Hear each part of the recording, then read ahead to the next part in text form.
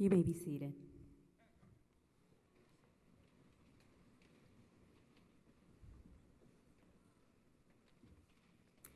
Good afternoon, students, faculty, staff, alumni, friends, and honored guests. Welcome to California State University, Fresno on this historic afternoon as we invest Dr. Joseph I. Castro as the university's 8th president. I'm Graciela Moreno, anchor for ABC 30, a CSU alumna, and the Master of Ceremonies for our ceremony today. Thank you. Before the ceremony begins, I'd like to remind members of the audience to turn off your cell phones and other electronic devices that might disrupt the ceremony. The event is being video recorded, but please feel free to take photographs during the ceremony. And thanks to our Department of Communicative Disorders and Deaf Studies, we have interpreters for those who are deaf and hard of hearing so that everyone may enjoy the ceremony. Our interpreters are standing in the front on the left side of the stage. Providing music for today's ceremony is the Fresno State Symphony Orchestra.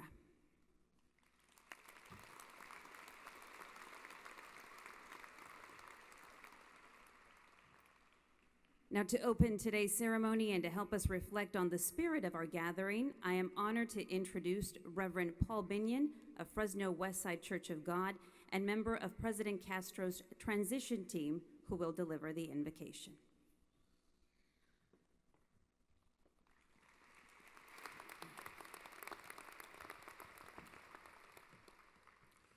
Please join me as we pray. Our Father and our very strong God, how grateful we are for the occasion upon which we have gathered this afternoon. We're reminded that great are your mercies and your faithfulness unto us, and we celebrate that today. But God, we also celebrate what this afternoon represents, a commencement, a new beginning for this great university, and even for our great valley.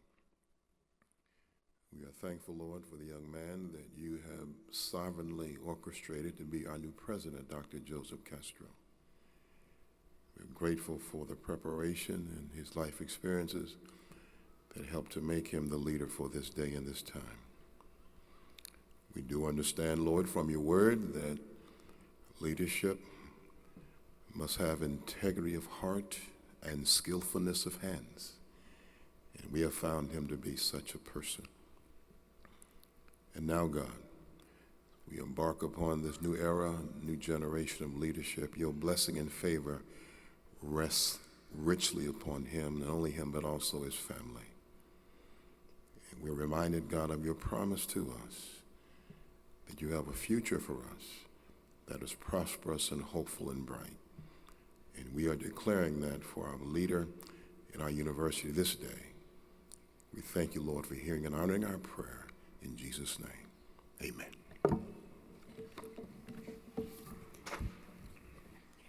Thank you, Reverend. And now I would like to welcome Veronica Sangiorgio from the Fresno State Army ROTC to lead us in the flag salute.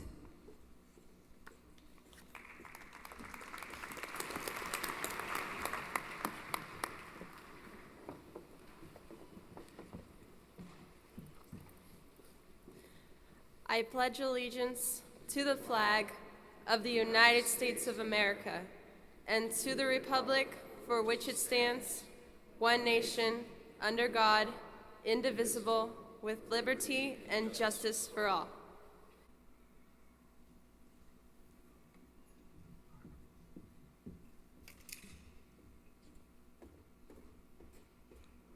Thank you, Veronica. And I would like to introduce Mr. Aaron Burdick, Fresno State graduate assistant who holds a Bachelor of Arts degree in music performance and vocal performance, who will sing our national anthem along with the Fresno State Symphony Orchestra. Oh, say, can you see by the dawn's early light what so proudly we hailed at the twilight's last gleaming, whose broad stripes and bright stars through the perilous fight. O'er the ramparts we watched were so gallantly streaming, and the rockets red glare, the bombs bursting in air, gave proof through the night that our flag was still there. Oh, say does that star-spangled banner yet wave o'er the land of the free and the home of the brave?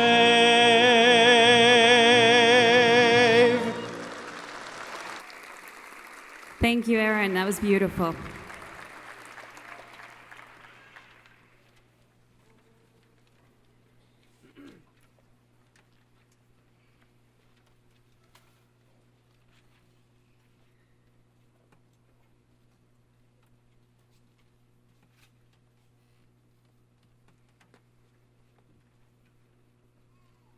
Thank you. Everyone can take a seat.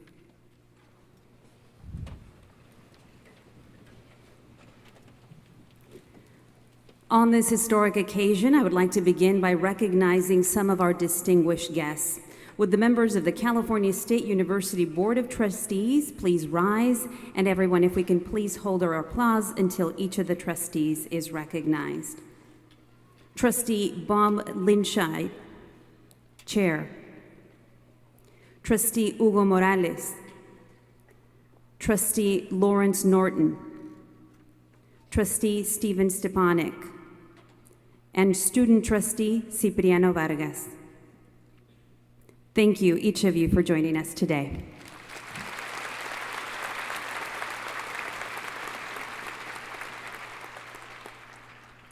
Would Chancellor Timothy White, Fresno State alumnus, please rise? Thank you for joining us, Chancellor.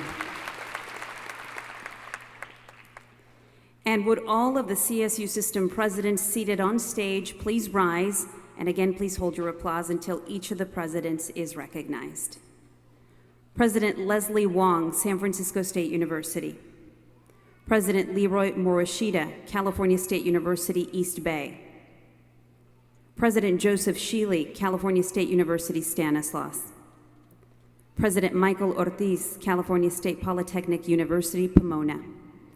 President Tomas Morales, California State University, San Bernardino. President Emeritus Dr. John Welty, California State University, Fresno. Thank you, all of you, for joining us today.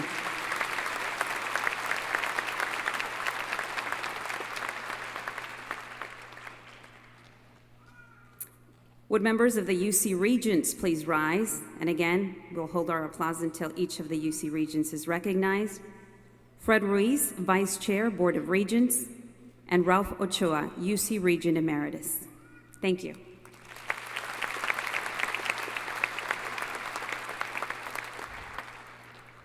Would the UC representatives please rise? Chancellor Dorothy Leland, University of California, Merced. And Vice President Judy Sakaki, University of California.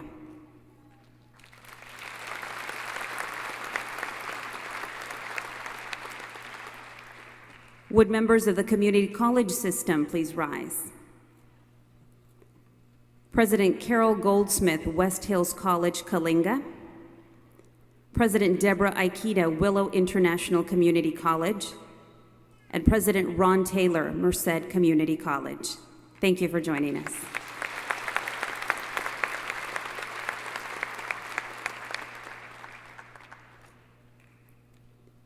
Would members of President Castro's cabinet who are seated on the stage please rise? Andrew Hoff, Interim Provost and Vice President of Academic Affairs. Lynette Selesny, Provost Designate. Cynthia Tiniente Matson, Vice President, Administration Services. Carolyn Kuhn, Interim Vice President of Student Affairs. Peter Smits, Vice President of University Advancement. Shirley Armbruster, Associate Vice President, University Communications. Thank you for being with us today.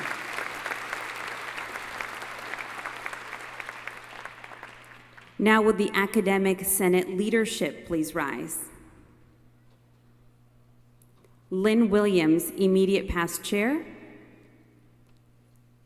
and Kevin Ayotte, current chair. Thank you, both of you, for being with us. And now would the deans please rise? Paul Baer, Kremen School of Education and Human Development. Luz Gonzalez, College of Social Sciences.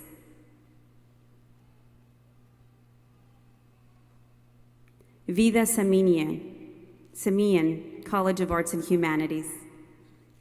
Charles Boyer, Jordan College of Agricultural Sciences and Technology. Peter McDonald, Henry Madden Library. Susan Elrod, College of Science and Mathematics. Robert Harper, Craig School of Business. Jody Hironaka Juteau, College of Health and Human Services. Ram Nuna, Lyles College of Engineering. Dennis Neff, Undergraduate Studies. Sandra Whitty, Graduate Studies. Scott Moore, Continuing and Global Education. Thank you, all of you, for being with us.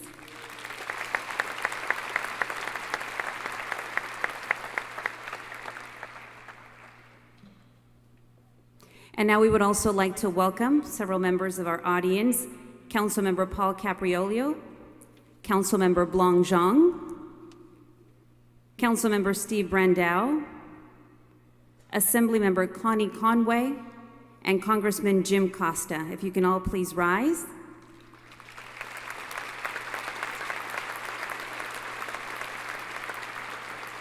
I don't have any additional names on my list, but if there's any other elected officials in our audience, if you can please rise.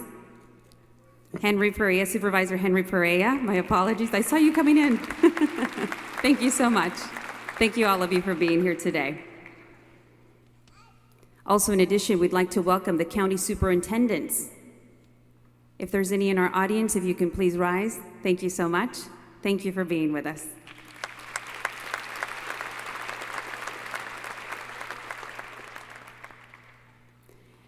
And on behalf of President Castro, thanks to the students, faculty, staff, alumni, and special guests who have made time to be part of this celebration today.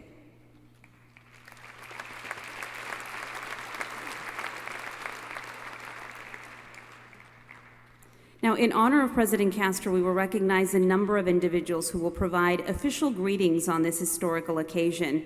It is now my pleasure to recognize Mr. Bob Linscheid with official greetings on behalf of California State University trustees. Good afternoon, Fresno State. You know, on behalf of my fellow trustees, it is indeed an honor for us to be here today to congratulate President Castro and celebrate his presidency. You know, welcome home, Joe.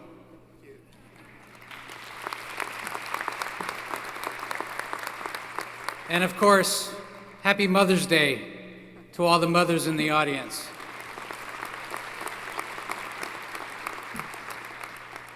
As trustees, we view our main responsibility to set a course that achieves student success. It's important for California, and it's important for our growing nation. But one of the most important jobs of a trustee is to select a president. And I must say, I think we did a pretty good job here.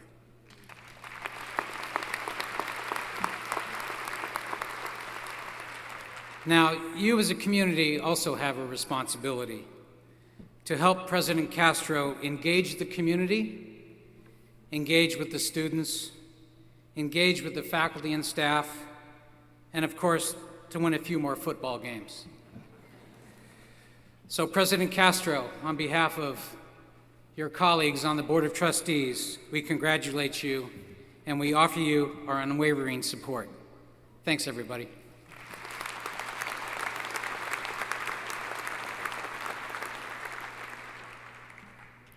I would now like to introduce Dr. Michael Ortiz, President of California State Polytechnic University, Pomona, who will provide greetings on behalf of California State University presidents.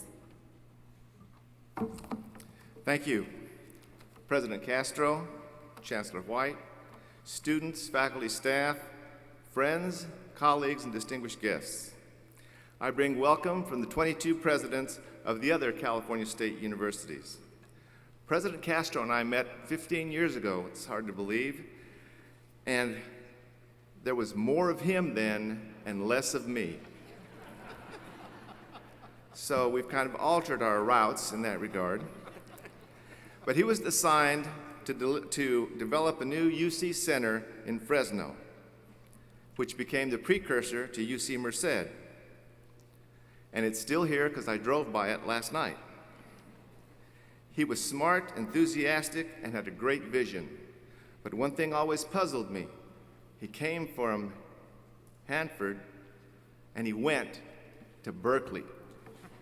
Can you get that? But as things turn around, they all balance out, because now President Castro works for a chancellor who graduated from Fresno State.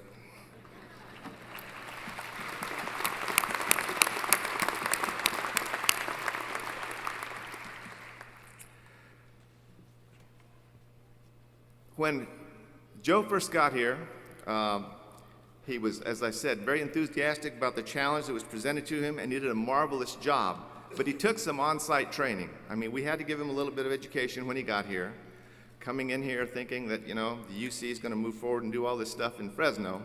Well, it actually took Ben Cuellar and I a few sessions working with him to let him know that California State University Fresno is the University of the Valley.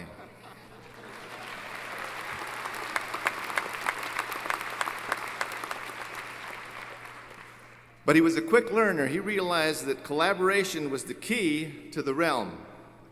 And so he became an expert at that, which will serve Fresno State well. Ben's work must have paid off because Joe returned to be the first Central Valley native and the first Latino to fill the position of president at Fresno State. President Castro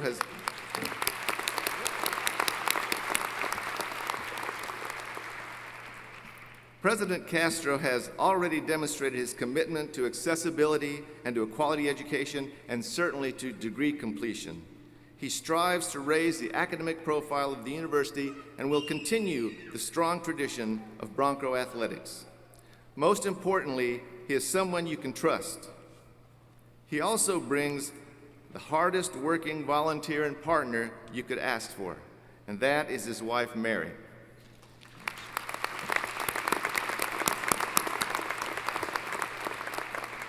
And if it's any comfort to you, Mary, the university has approved that the president can provide up to a 200% increase in your salary every year. President Castro, on behalf of the California State University, welcome and congratulations.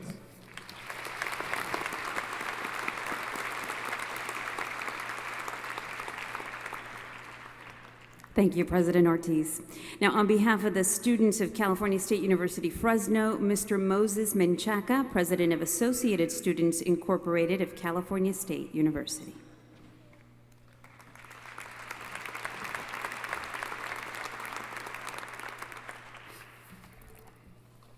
Thank you and good afternoon, everyone.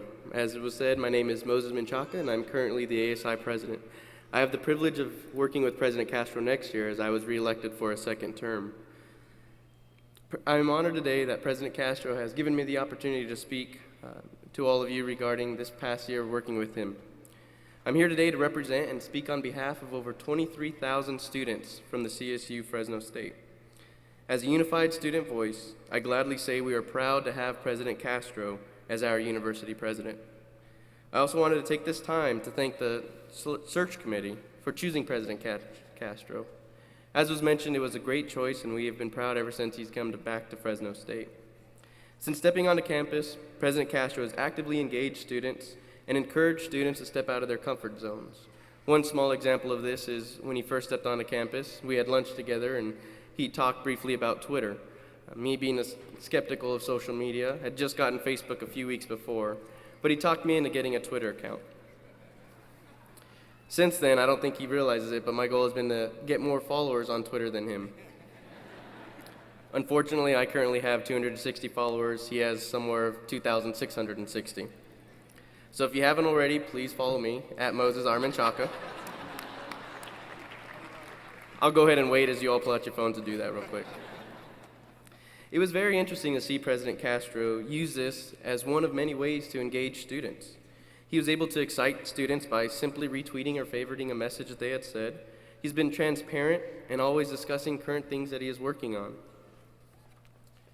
He has also made himself available to students, whether it is about something great that is going on or a concern that they may have. This has actually helped me out in my term as president, because whenever I had a really upset student, I simply said, "President Castro loves hearing all about it, just tweet him." Sorry, President Castro. I have seen firsthand President Castro's ability to handle conflict in a manner that is very respectful. He usually ends with challenging the students to work with him in order to address the issue or concern. I think this stems from him genuinely caring about students. He understands the Valley and understands what it means to be a student from the Valley. He's always taken into consideration how decisions will affect students with the Valley background. I believe that President Castro has had the ability to challenge students to reach new heights and new goals, to try and challenging them to do something that they're not used to. He did this by challenging students, faculty, staff, and admin to be bold, and he himself has taken this charge by bringing Discovery at Fresno State, the tablet initiative. In all honesty, I was a little skeptical at first. I consider myself a low-tech man in a high-tech world. But after visiting CSU Northridge, I got to see firsthand the opportunities that this program brings and the reason why President Castro wanted to bring this to campus. Not only will it revolutionize the way we learn in higher education, but it allows students, primarily from the Central Valley, to compete with others. It will also provide a hands-on learning approach that is exciting, and it allows students at Fresno State to rise to the challenges that may address them in the future careers. As was mentioned, it also allows Fresno State to continue to be the school of the Valley. This was all due to the leadership and guidance of President Castro and his passion for serving students. Lastly, I wanted to thank the search committee again for making this selection. I don't think they realized that, but when selecting President Castro, they kind of got a 2-for-1 deal. First Lady Castro has shared this same passion for serving students, making a difference on and off campus, and having an overall love for the Valley. We are lucky and blessed to have two amazing individuals leading Fresno State. Thank you, everyone, for being here today, and thank you, President Castro, for everything you do for students. Thank you, Mr. Menchaca. I think we can see why he was reelected, right?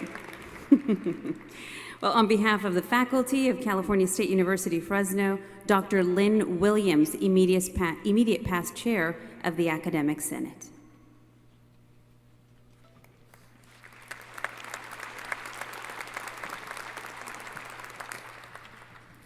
Good afternoon. Well, we started with a love fest, but at some point we're going to have to talk about class size, I think. So, geez, this is going to be hard to grade. Monday. We will do that. I have the wonderful opportunity to speak on behalf of the faculty. Would the faculty please rise quickly? The clock's ticking here.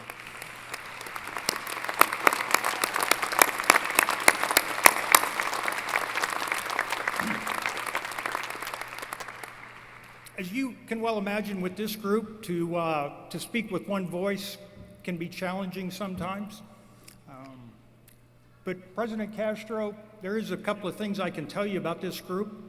They rise every day to come here, to give young people the opportunity to improve their lives, to invest in their communities, to help society.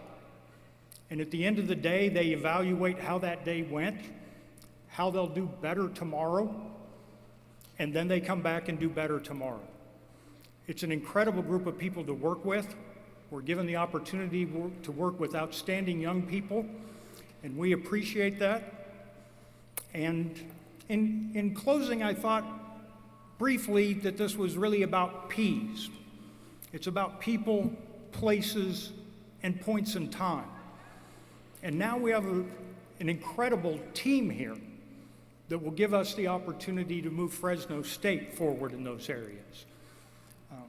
And for that, we're all grateful. And we know there'll be bumps in the road, Joe, but with this group of people and with the outstanding students we have and with your leadership, you can't help but think the future's bright for us. Thank you.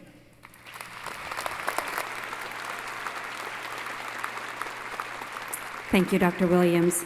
On behalf of the staff of California State University, Fresno, I'm pleased to recognize Ms. Grace Liu, Intellectual Property and Research Administrator for California State University, Fresno.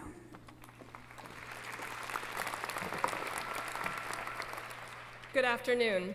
I'm a research administrator here on campus, and I'm truly honored to serve as chair of the Staff Assembly Executive Committee this year. About a year ago, along with all of you, I excitedly read the news announcing Fresno State's next president.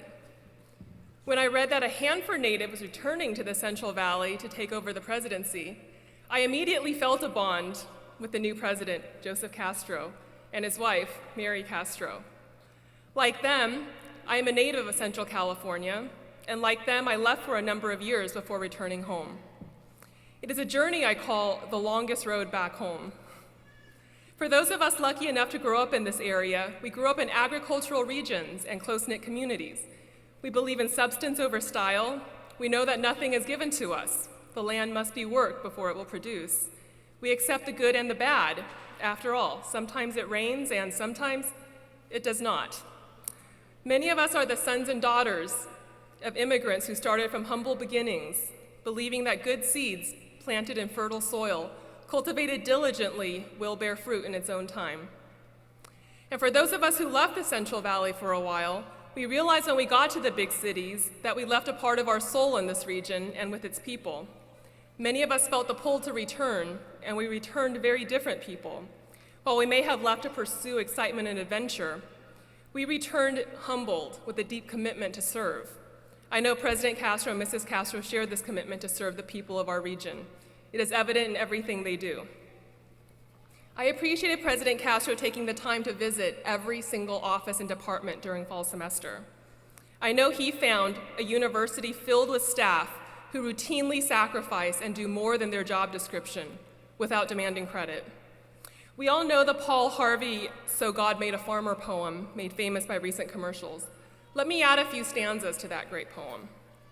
God said, "I need someone who will meet with thousands of high school students, explain admissions requirements, fill out stacks of forms, find financial aid, and obtain the necessary academic records for enrollment." So God made the admissions and records staff. God said, "I need someone who will protect our students, open buildings after hours, turn off screaming alarms, provide crowd control, and direct visitors around campus." So God made the Fresno State Police Department. God said, "I need someone who will cater multiple events in the morning, make cold sandwiches, cook hot chicken entrees, arrange silverware, refill the coffee, and do it again in the evening." So God made the university catering service. God said, "I need someone who will make sure all the buildings have lights, all the pipes carry water, all the trees remain upright, and all of our phone lines work."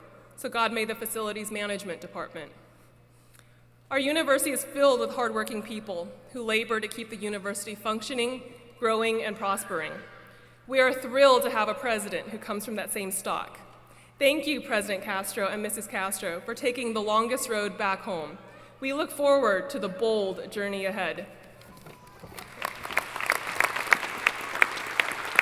Thank you, Ms. Liu. On behalf of California State University Fresno's alumni, Mr. Clyde Ford, President of the Alumni Board.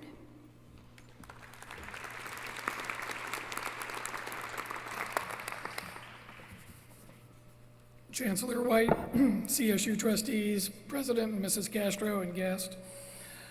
On behalf of the Fresno State Alumni Association and the President of the Alumni Association, it's an honor to stand before you this afternoon, representing more than 200,000 alumni as we welcome Joseph I. Castro as the 8th President of California State University, Fresno.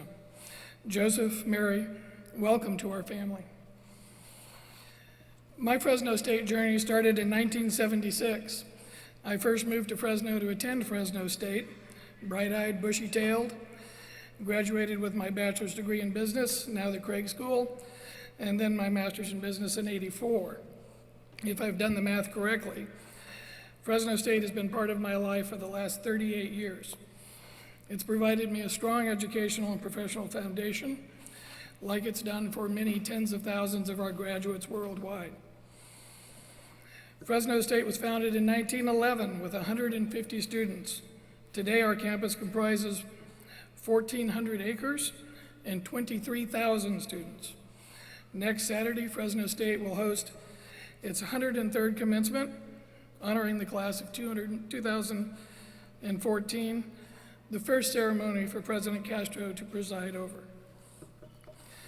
It's amazing to see where the campus has been, its graduates, and the future is as bright as ever.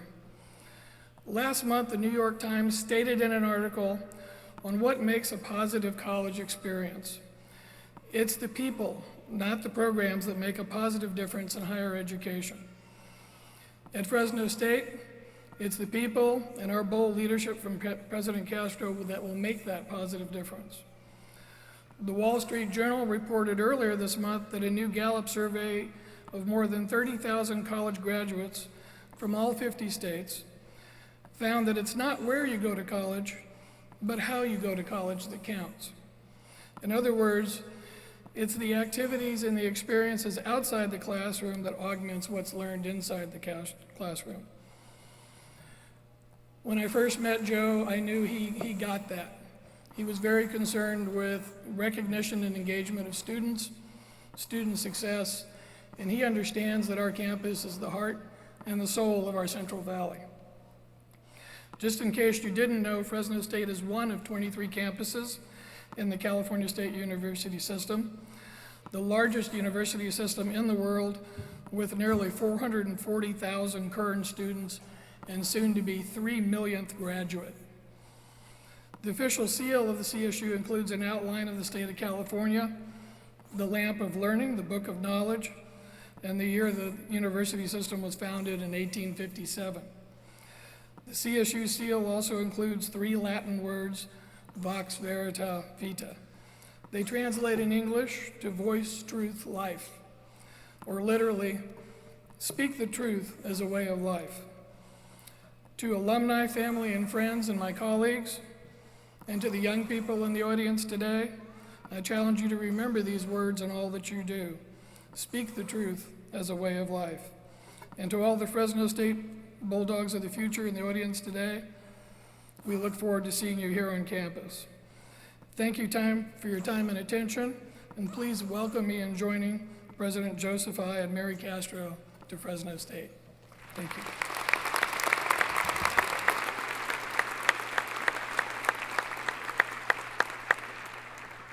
Thank you, Mr. Ford. On behalf of the California State University Fresno Foundation, Mr. Ray Steele, Chair of the Foundation Board of Governors.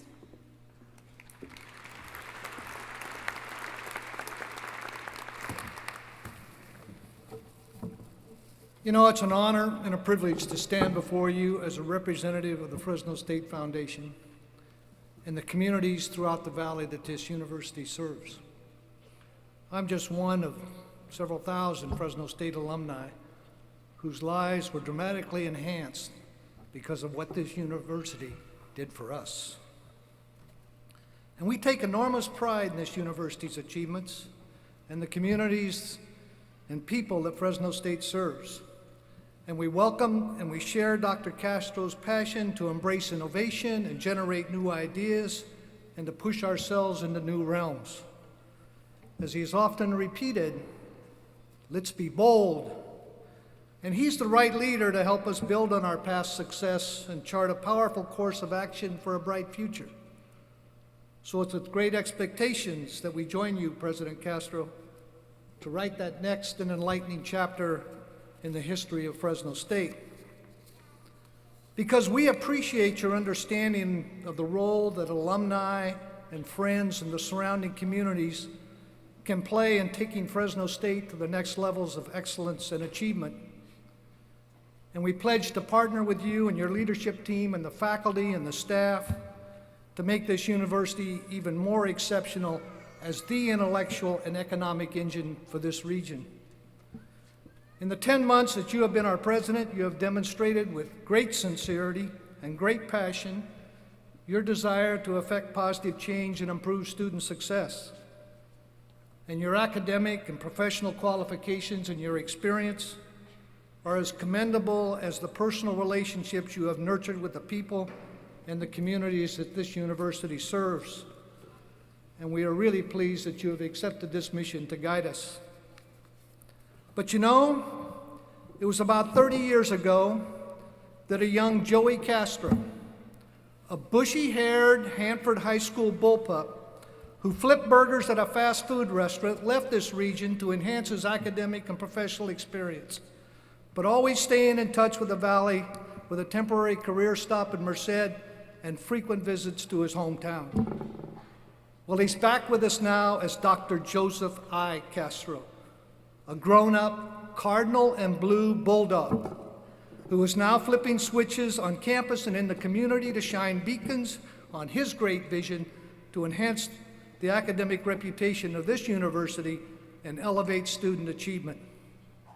So welcome back, Dr. Castro.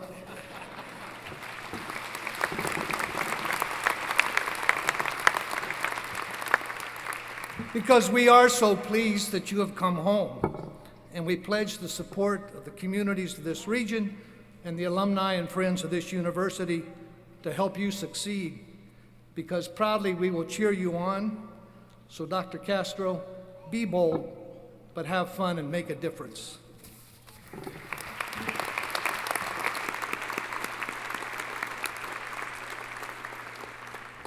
Thank you, Mr. Steele.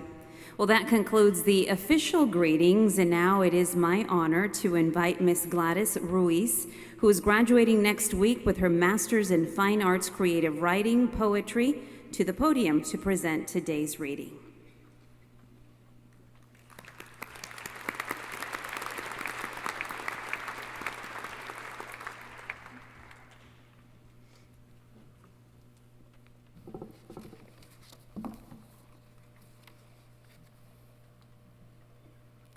Our Valley by Philip Levine.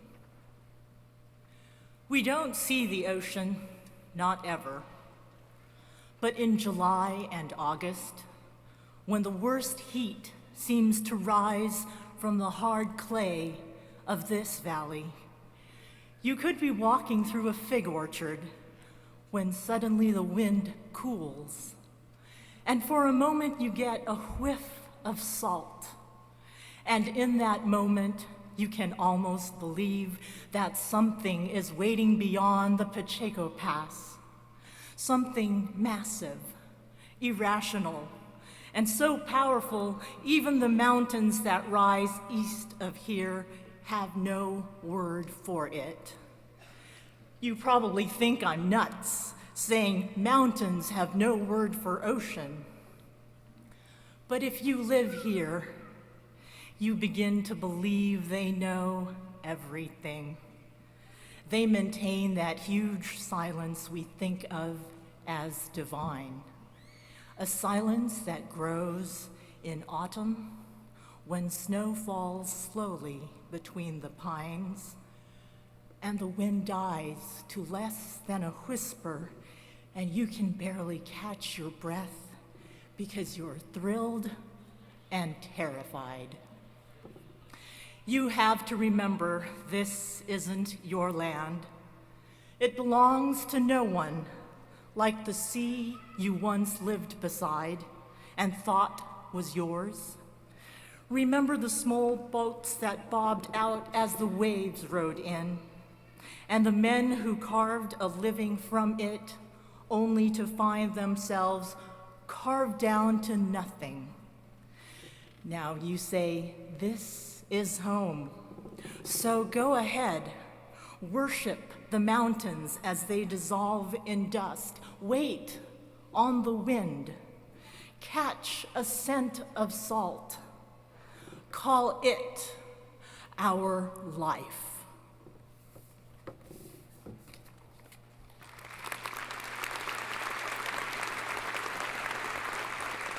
Thank you, Ms. Reese.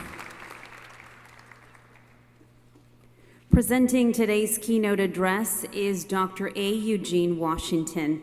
Dr. Washington is the Vice Chancellor, UCLA Health Sciences Dean, David Geffen School of Medicine at UCLA. Dr. Washington assumed his role in February of 2010 as Vice Chancellor of Health Science and Dean of the Geffen School of Medicine. He serves as the principal spokesperson for health sciences at UCLA. Prior to serving at UCLA, Dr. Washington served as Executive Vice Chancellor and Provost for UC San Francisco, where he co-founded the Medical Effectiveness Research Center for Diverse Populations. He also co-founded the UCSF Stanford Evidence-Based Practice Center, and from 1996 to 2004, he chaired the Department of Obstetrics, Gynecology, and Reproductive Sciences. Dr. Washington has earned numerous honors and awards, including the Outstanding Service Medal from the U.S. Public Health Service and the election to the Institute of Medicine of the National Academy of Sciences. He currently serves as chair of the Patient-Centered Outcomes Research Institute, created by the 2010 Patient Protection and Affordable Care Act. And he also serves on the Board of Trustees of the Robert Wood Johnson Foundation and the Board of Directors of the California Wellness Foundation. So please join me in welcoming Dr. Washington.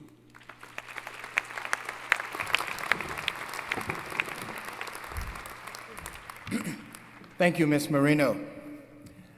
Good afternoon. I feel deeply honored to have been selected to share a few thoughts with you on this auspicious occasion, and I am delighted to be here.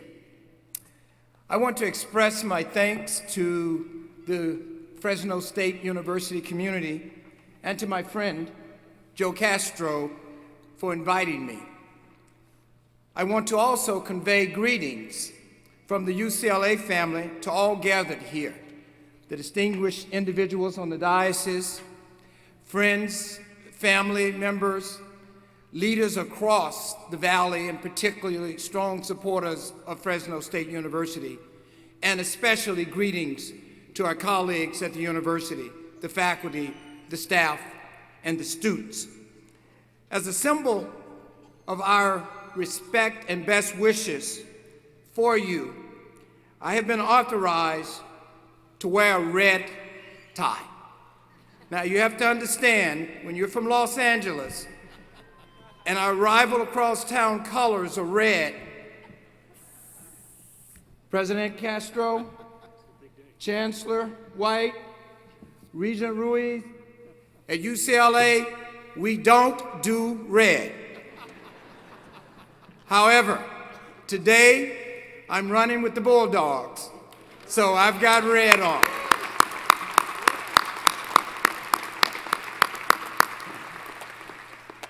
Earlier this year, in his spring assembly address to faculty and staff, President Castro exclaimed, "Let's be bold. Be bold in our creativity. Be bold in having the courage to say and do what we believe is right. Be bold in investing in the long term." Indeed, this concept of boldness is critical for achieving excellence, meaningful innovation, and substantial impact.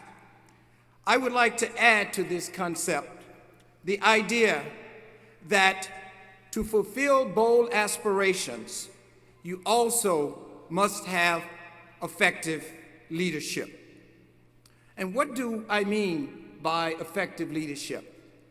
What in fact constitutes effective leadership? Perhaps the question more importantly is, what are great leaders? For many years, scholars and organizations of all types, universities, businesses, professional societies, and governments have sought to answer this question. Attempts to identify a universal set of traits that characterize great leaders have proven frustrating.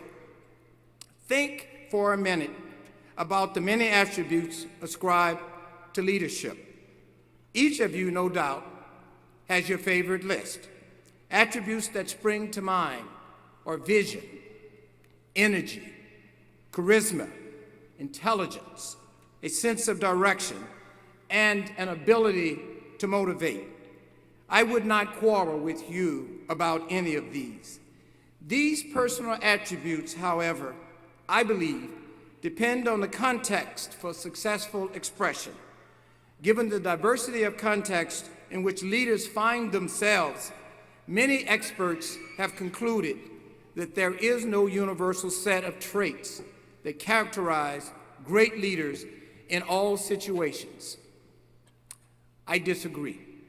I believe that there is a set of requisites for great leadership, attributes which represent leadership's core, which do not sway with conditions. These are the virtues or qualities that capture the soul of leadership. What are these qualities that best exemplify great leadership? In the next few minutes, I want to share with you that for me, there are 5. And I'm also going to continue a tradition that Dr. Castro, Joe, and I started many years ago, and that is the tradition of sharing books. So that as I discuss briefly each of these attributes, I am going to give Joe a book. And I will also be recommending each of these books to those of you who are in the audience. For I see each of you as already being a leader, and particularly to our students, regardless of your level of education. At this point, I see you as future leaders. The first quality, a reverence for truth. Above all else, great leaders are truth seekers. Joe, the book here is entitled, quite simply, On Truth. It's by Harry Frankfurt. It's a philosopher based out of Princeton. I may have actually given you this one. I don't remember, Joe. But why this reverence for truth? Great leaders recognize the empowerment that comes with truth. Moreover, they know that the basis for critical decision-making and action is the discernment of truth. They are not afraid to change their opinions when facts point to a truth they had not understood or previously seen. As difficult as it may be to discern the truth in some cases, frequently it is even harder to act on it.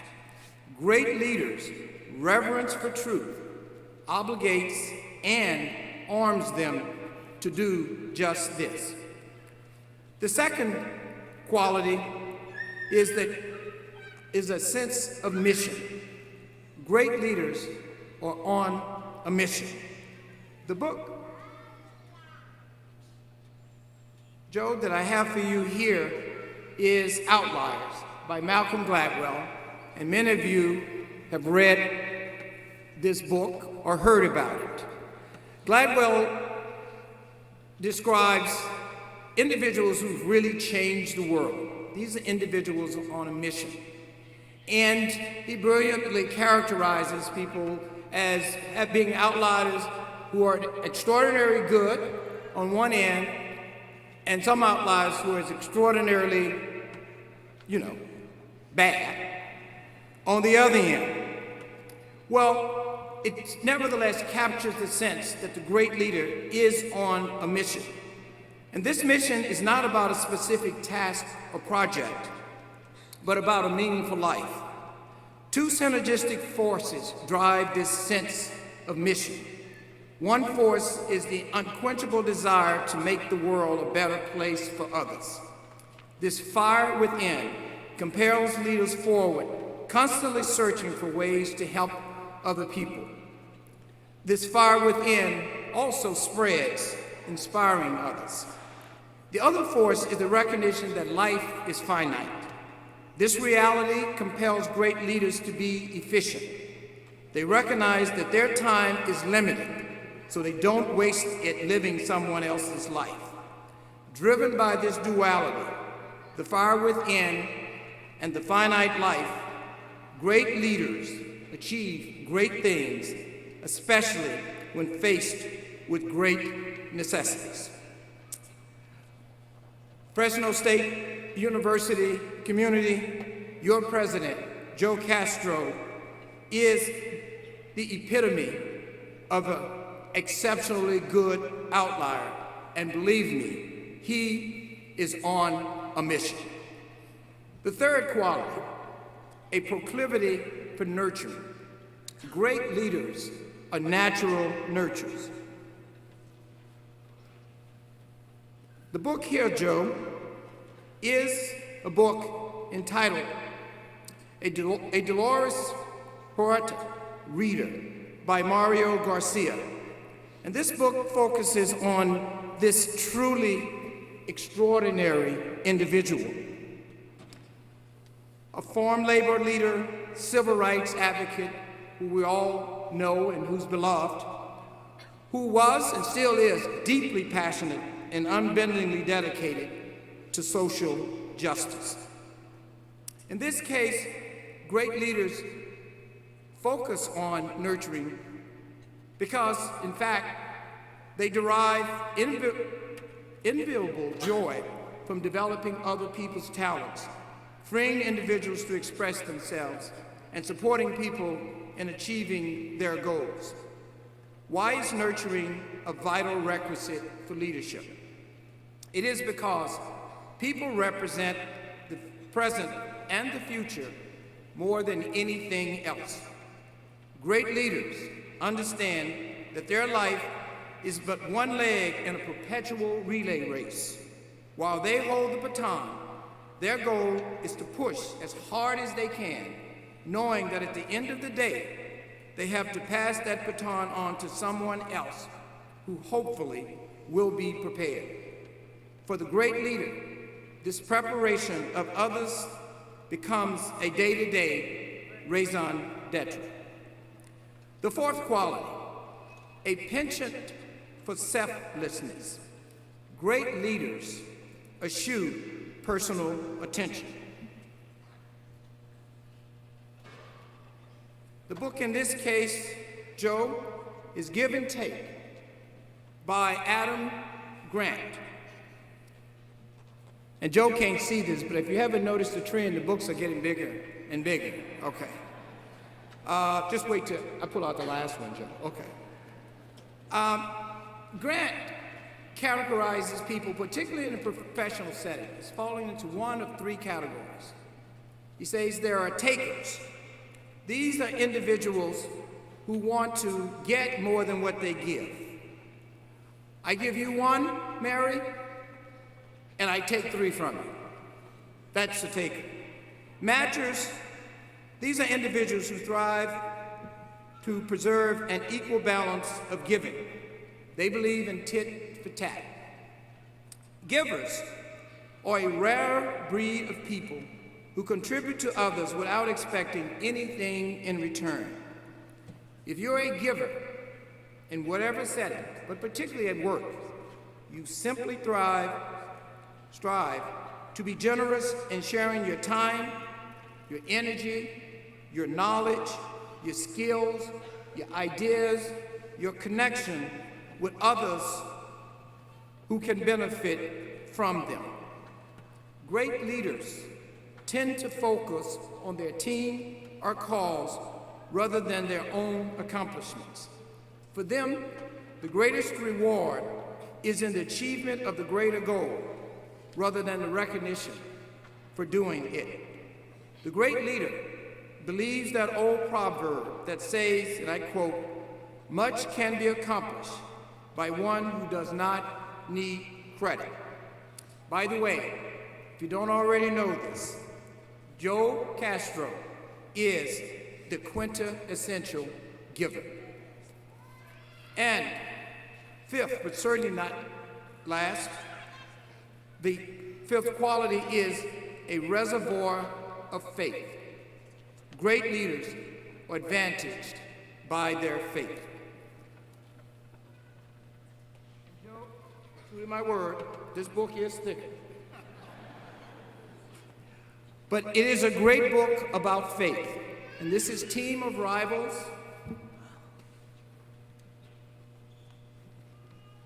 This is Team of Rivals, and many of you have read this, by Doris Kearns Goodwin. And many of you would think of it as a book about extraordinary leadership. And it's a book about how President Lincoln brought into his cabinet his key rivals during the Republican nomination process. But it really is a book about his deep faith. The plurality of religions worldwide provides an inexhaustible source of faith. I am myself from a religious home. The faith of which I now speak, however, is not limited to religious tradition. This faith also includes faith in people, meaning family, friends, in one's inherent talent, intelligence, or physical ability, in the truth, faith in ideas, and faith in things unseen. This faith allows individuals to act on beliefs requiring no logical proof or material evidence. Faith also gives leaders courage. Courage to address contradictions in our daily lives. Courage to correct an incorrect story being told as an unjustifiable means to an end. And courage to challenge an expedient decision being made to benefit a privileged few at the expense of the many needy. This courage, which arms you to face life with unflinching confidence in your ability to change the tide of events and shape the future, is rooted in faith. Let me close by specifically addressing our esteemed new president, Dr. Castro, my friend Joe. Joe, you are the personification of the requisites for great leadership. You are being called forth by the great necessities of our time. And you, with your reverence for truth, sense of mission, proclivity for nurturing, penchant for selflessness, and reservoir faith, also have an unrelenting call to lead.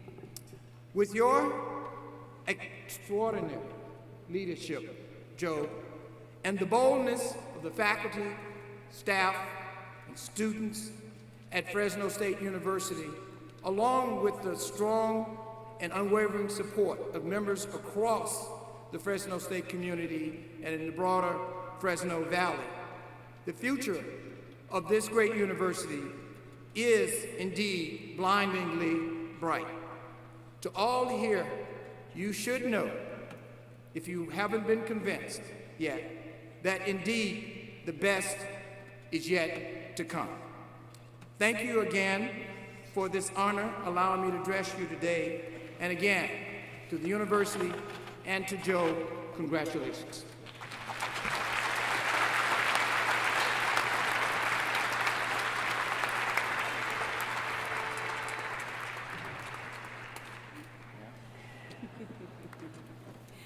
Thank you so much, Dr. Washington. Well, now I have the pleasure of recognizing the Fresno State Symphony Orchestra, conducted by Thomas Lowenheim, in a performance of Leonard Bernstein, Overture to Candide.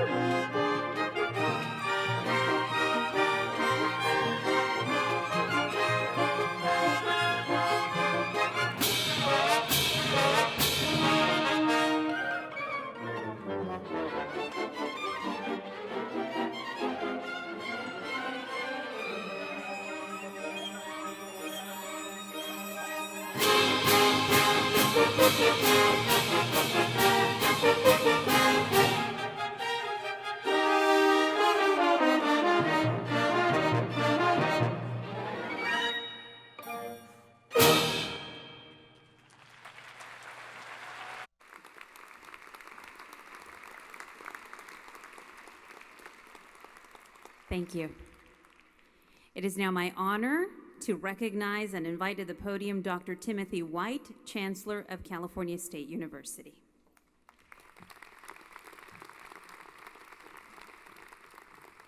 President Castro, Congressman Costa, Assemblymember Conway, Trustees Linscheid and Vargas, Morales, Norton, Stepanek, to the Presidents, to President Emeritus Welty, to Chancellor Leland and the UC Regent Ruiz and Regent Emeritus Ochoa, ladies and gentlemen.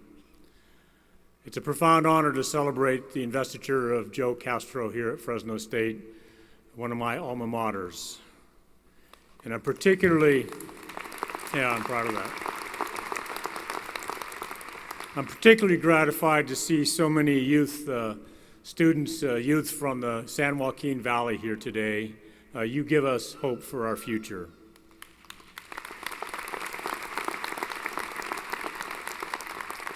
And as you've heard, the trustees, in addition to Joe's friend Gene, are very pleased about the appointment of Joe Castro, but none more so than the chair of the search committee, the Fresno icon, the late Pete Mijas.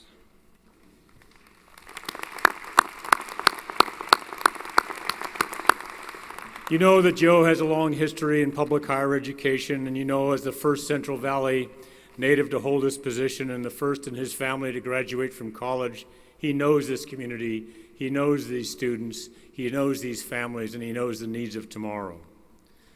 To use Joe's words, and I quote now, "Serving as president of this extraordinary university has been the most exciting personal and professional challenge of my life.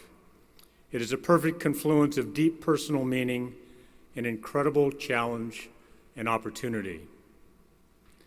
You know, earlier today I was on the other side of campus over by Baker Hall, and my college heartthrob of 47 years ago lived in Baker Hall. And Joe, when I think of the challenges in front of you, I want you to know that, unlike in my time, I saw a man walk into Baker Hall. Joe, you have your work cut out for you. Joe and his wife Mary are wonderful ambassadors for this university and for this community and for this valley and for this state, providing affordable access to high quality, genuinely high quality education grounded in academic excellence and the development of the person to become a global citizen. I want to note that on the motto on Fresno State's presidential medallion that I will in just a moment place around Joe, the translation of the Latin on this medallion is to receive the light so that you may give it forth. Joe, I hope you will wear this medallion and lead the office that it represents with an open mind, an honest heart, and the vision of a bright future, and with a great bulldog pride. And if you don't, I'm going to give it to Mary.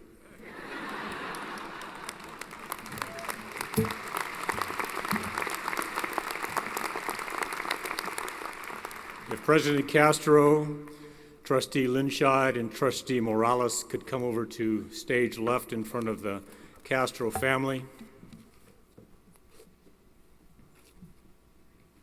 President Castro, stand on that spot up in front of him. And would Mrs. Castro please join us?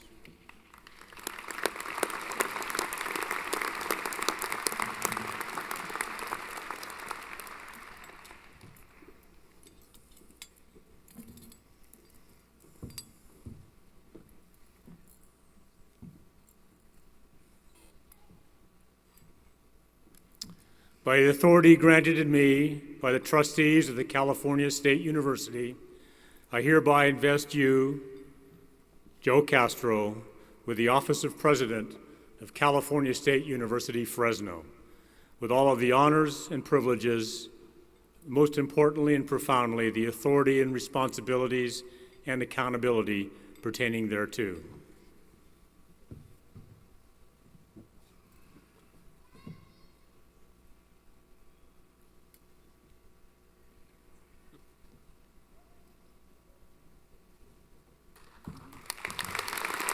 Ladies and gentlemen, President Joseph Castro, you may kiss the bride.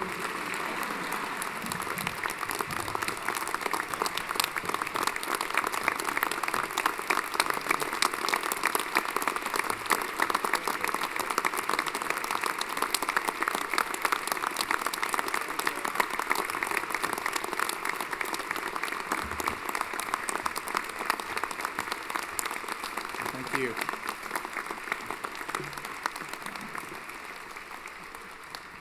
Thank you, everybody. Good afternoon. Good afternoon. I really have enjoyed today the energy and excitement that all of you have brought to Fresno State. It's heartwarming, and I want to thank you all for being here, and especially hearing the kids. That's terrific.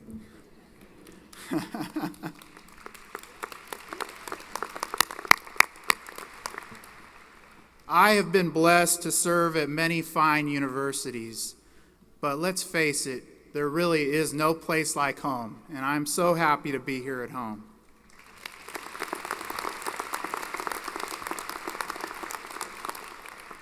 Today's ceremony is regarded as one of the oldest traditions in the Academy. There are many protocols, but for me, the most important one is to give thanks to the people who have made this day possible. Chancellor White, class of 70, thank you for your confidence and support.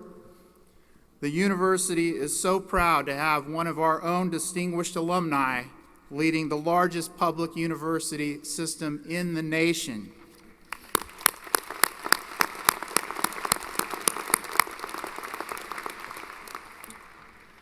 Thank you, CSU trustees Linscheid, Morales, Norton, Stepanek, and Vargas, and to UC Regent Ruiz and Regent Emeritus Ochoa for participating today. Thank you so much.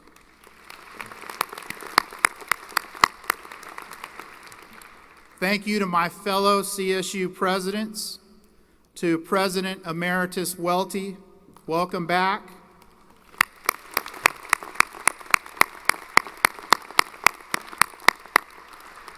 and to the chancellors and presidents from neighboring universities and colleges, I appreciate that you're here today. Today and every day, I stand on the shoulders of 7 presidents who have each worked to advance Fresno State over its first 103 years. And I want to thank all of today's speakers, and to our MC, I invited you to join me here today because you have been so helpful to me and to Fresno State. I want to thank our participants who've enriched this ceremony with their words and music. Thank you, Dr. Lowenheim. Beautiful job.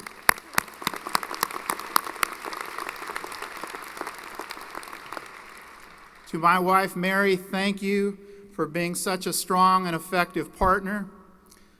Mary personally reached out to our K-12 schools to get the word out about today's ceremony, and I'm really happy to see so many young people here today. Thank you. Thank you, Mary.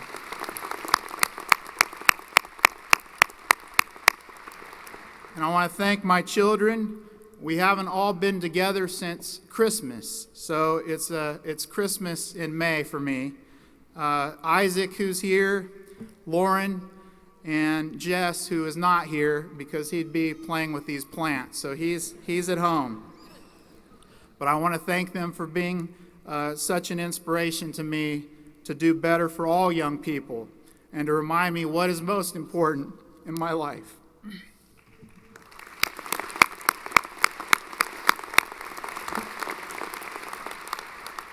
And to my mother, Anne Marie, whose sacrifices throughout the early part of my life made an enormous difference. I want to thank you, and I want to wish you a happy Mother's Day, Mom.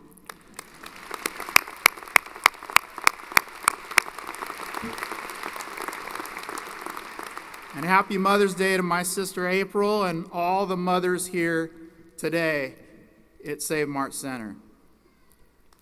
Yeah, thank you. I want to thank my father-in-law and mother-in-law who are here in the front row, Manuel and Mary, and my sister-in-law, Victoria. We could not serve this university without their daily support, and I really appreciate it. Thank you.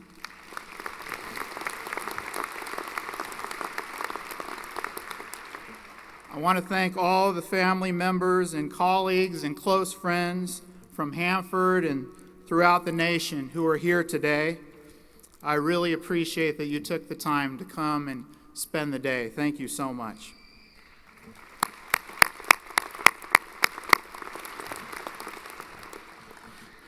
Thank you to my former supervisors and mentors throughout my career who are here today: Steve Arditi, Josie Baltodano, Todd Greenspan, Gene Smolensky, welcome Gene, and Eugene Washington. Thank you, thank you.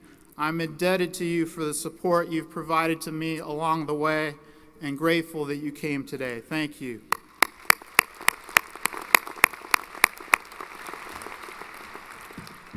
The Investiture Planning Committee and the Office of the President's staff have worked very hard in planning today's events. They went above and beyond to make this day extra special, and I'd like to ask you to join me in giving them a round of applause.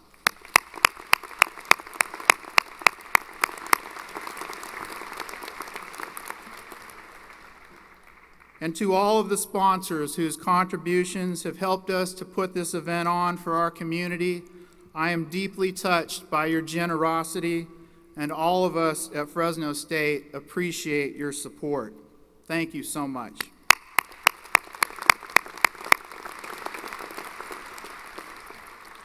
And thank you to the youth and the families from throughout the valley who are here today. We are one community, and you are always, always, always welcome at Fresno State. I am grateful that you took the time on a Saturday to be here and to join us and to imagine an exciting future for yourself. Thank you.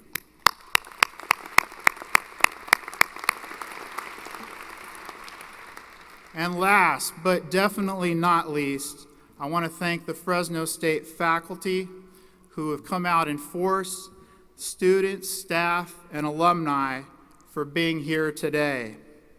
And that includes our amazing orchestra. Thank you again, Dr. Lowenheim.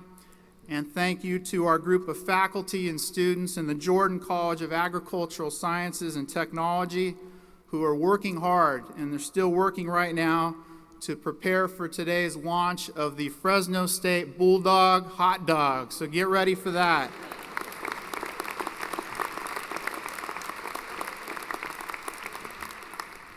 All of you at Fresno State are the reason why this campus is so successful. And that's each and every day. And I'm very privileged to serve you and to serve with you. It was just under a year ago when the Board of Trustees announced my appointment as the 8th president of Fresno State. On that day, I shared my sentiment of being deeply honored and humbled to serve. Today, that sentiment continues stronger than ever. Serving as your president, as the chancellor quoted me to say, is more meaningful than I had ever imagined it could be. My journey began just 40 miles south of here in Hanford. And yes, I went from bullpup to bulldog.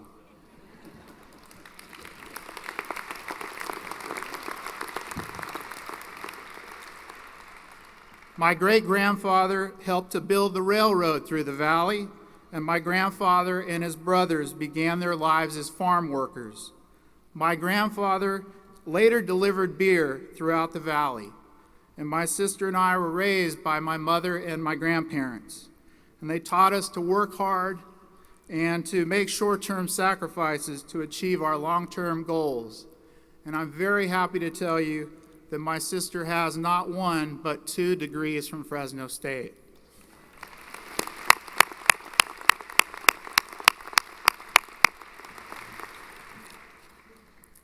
My story is shared by so many people in the Valley. Over the past year, I have met thousands of Fresno State faculty, staff, alumni, and friends, many who were the first in their families to graduate from a university. I have also met many whose parents and grandparents were the first to graduate from college, and I appreciated how that experience paved the way for their own success. Finally, I have met many parents who are eager for their children to be the first in their families to graduate from a university. While an investiture is about a president, I want today to be about our current and our future Fresno State students, the next generation of leaders, and your dreams. The group assembled on the platform and many in the audience have worked hard to achieve their dreams, and so can you. Fresno State, like other CSU campuses, transforms lives and communities. Over 60% of our students are the first in their families to attend a university. When our students graduate, most of them remain in the Valley and make valuable contributions to the communities here. In fact, of Fresno State's 200,000 alumni, 160,000, or 80%, live here in the Valley. Our mayor, council members, our Supervisor Perea from my transition team, sorry about that earlier, state and federal representatives, K through 12 and higher education leaders, and many judges and business people are prominent examples of successful Fresno State alumni, and we're proud of each and every one of you. Thank you so much.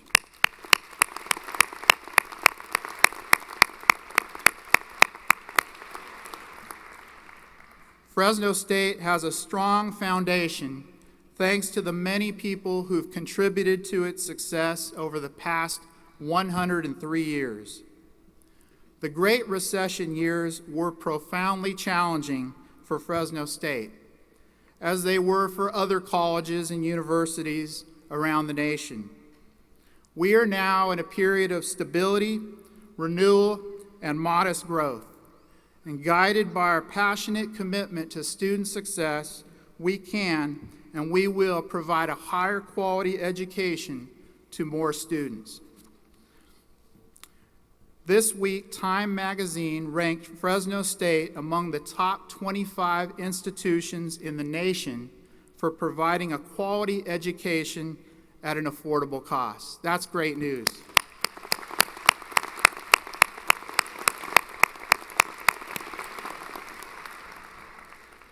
We can and we will better utilize technology to advance education for all of our students. And our academic and athletic programs can and will rise together in harmony.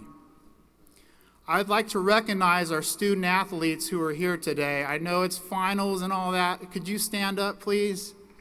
Thank you so much.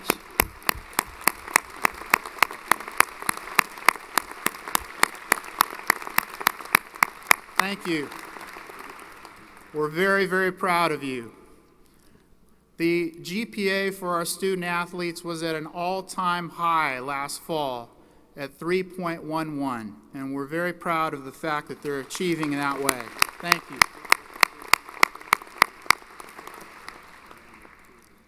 And now we ask, where does Fresno State go from here? My answer can be summarized in 3 words. Let's be bold.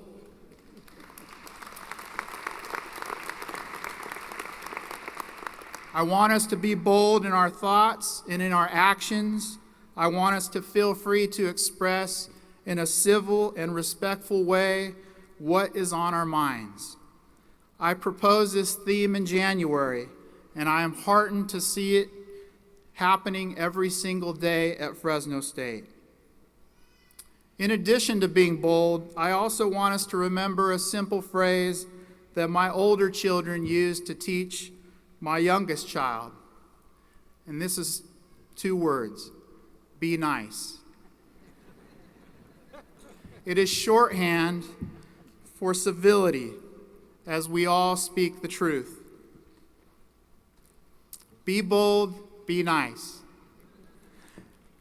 Universities play a critically important role in our society. Like many other organizations, they are influenced by what occurs in our society. However, they are unique in a compelling way.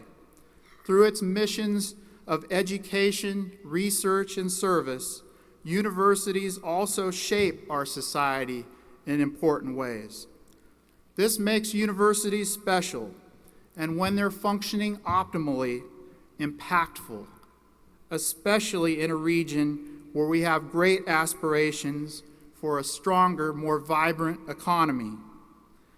It is this ability to transform lives in positive ways that led me and so many of us to dedicate our professional lives to service in a university.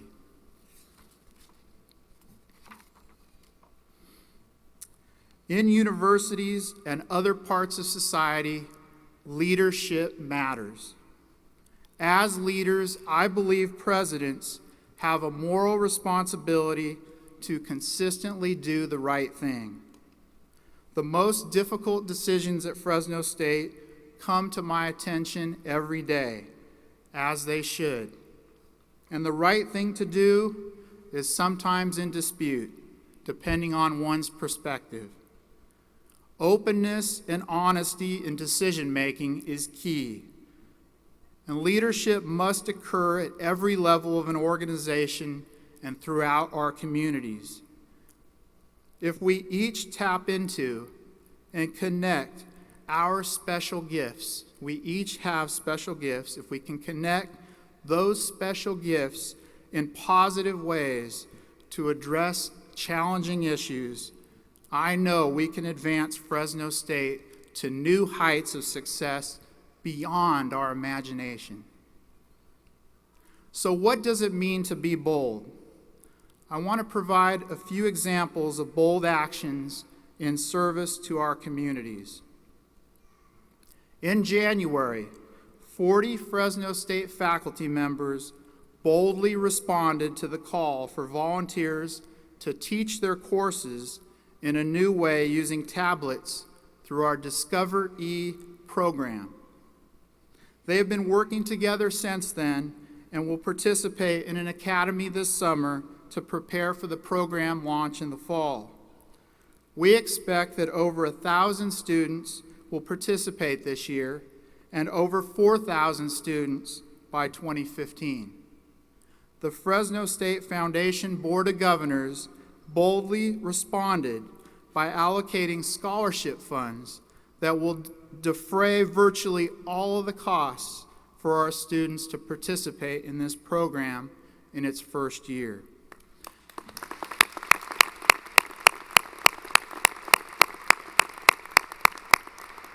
I want to thank Chairman Steele and all of the Foundation Board of Governors and those 40 faculty especially for stepping up together in such a bold way. Thank you so much.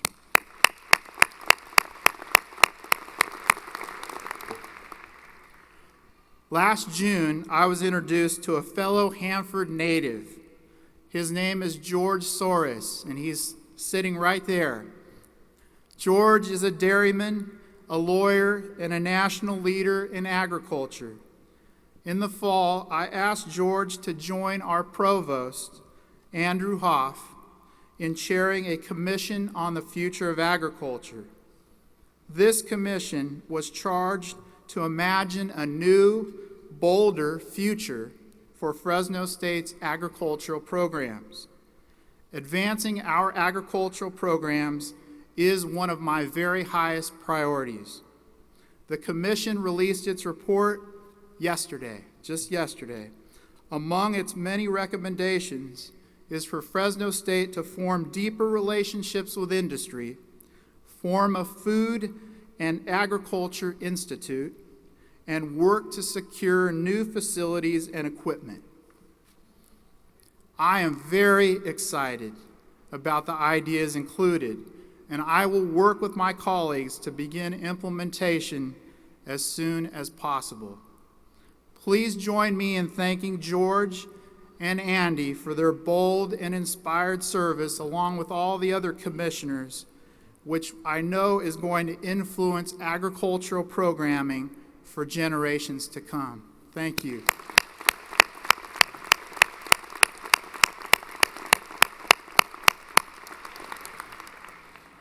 In 2008, William Lyles and his family acted boldly by investing significant funding to support our College of Engineering, which is now called our Lyles College of Engineering.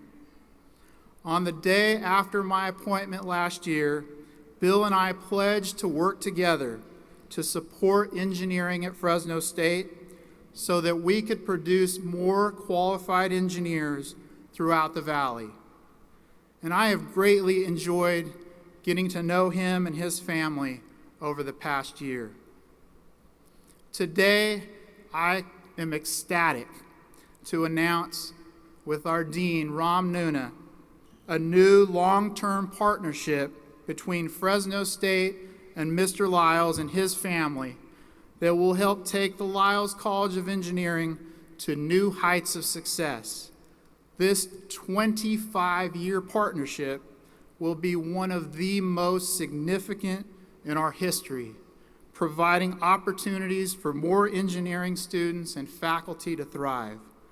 And I hope that some of the young people here at Save Mart Center will be able to benefit from this incredible partnership and gift for generations to come. Please join me in thanking Bill Lyles and his family for this bold and transformational gift.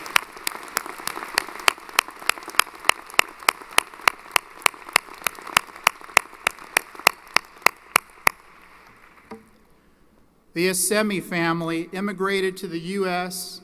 from Iran more than 30 years ago. The three sons, Farid, Farshid, and Darius, were raised by loving parents, and they've experienced the American dream, They're now among our most successful and well-respected business and community leaders. Darius graduated from Fresno State in 1983 with a degree in civil engineering. The Assemis have been generous in so many ways throughout the Central Valley and beyond, and I have really enjoyed meeting them and getting to know them over the past year. Today, I am very, very pleased to announce with our Arts and Humanities Dean, Vida Samian, that a transformational lead gift has been pledged to Granville Homes and pledged by Granville Homes and the Assemi family to establish an expanded state-of-the-art concert hall at Fresno State.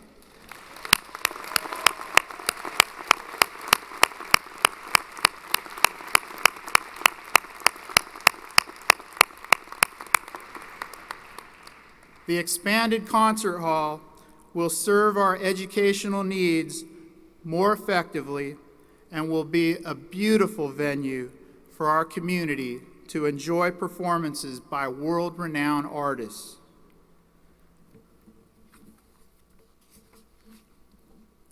I hope these acts of boldness demonstrate both our current, very positive position and our potential to be an even more impactful university as we partner with those who believe in Fresno State. In fact, due to the generosity of our alumni and our friends, we are experiencing one of Fresno State's most successful private fundraising years in our history. And I am so grateful for all these incredible acts of generosity. Could you join me in thanking all of our friends?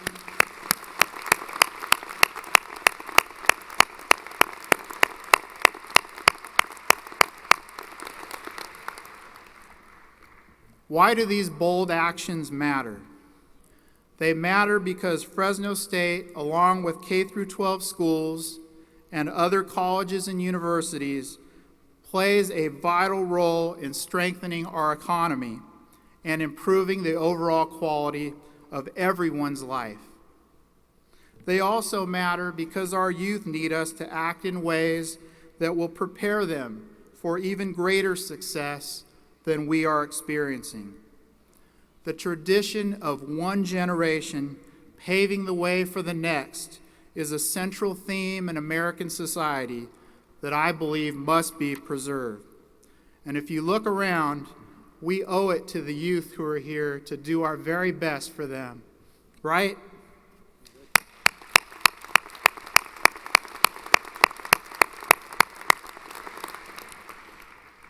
I want Fresno State to act so boldly that the generations following us will marvel at how well we prepared for them to lead other generations coming behind them. So to put it simply, this is our time. This is our time to lead boldly and courageously, to lead with civility and respect. There is no in-group or out-group, no we versus them.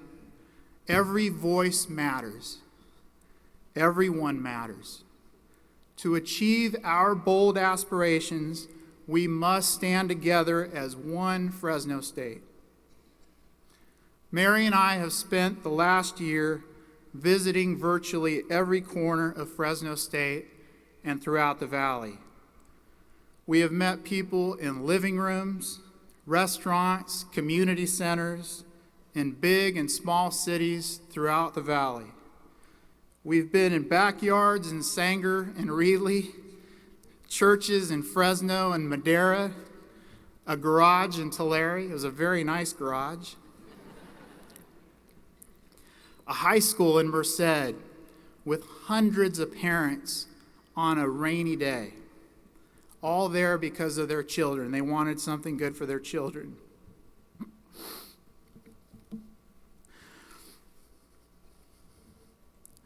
Farms in Clovis, Corcoran, and Mendota, water rallies in Firebaugh and Fresno, and one, thank you. one very memorable high school graduation ceremony in Hanford, just to name a few. The message we hear is the same on campus and among our alumni and friends. It is, we love Fresno State, we want Fresno State to succeed, and we want to help it to become even stronger. As your president, I pledge to continue acting thoughtfully and boldly in service to all every day. And finally, I want to share a brief message with the children here today. If you remember anything I said, and I know I've gone on a while, please let it be this. Fresno State is here for you now and will be here in the future to help you achieve your dreams. Whether you live in a small house or a large house, or if you have a lot of money or a little money, or if you're the first person in your family to go to college, we will be here. Thank you.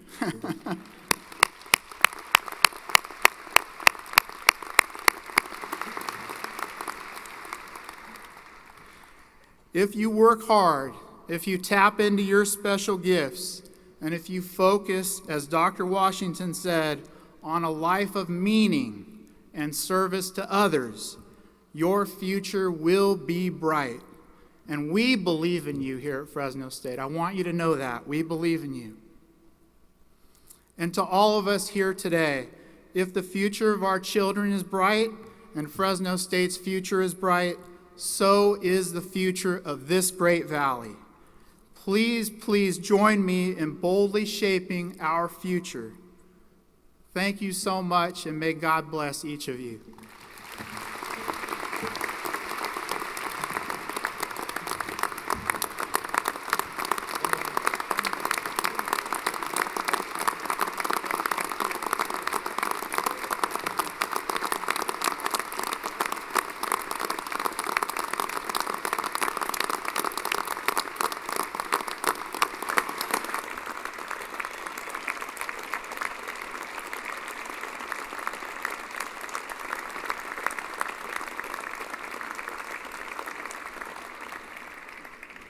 Thank you, Dr. Castro.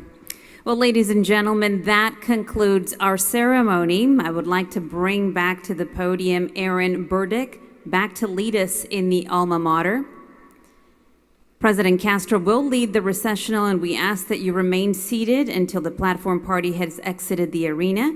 And again, please join us on the front lawn of the Save Mart Center for a community picnic immediately following this event. Thank you so much for being here with us this afternoon.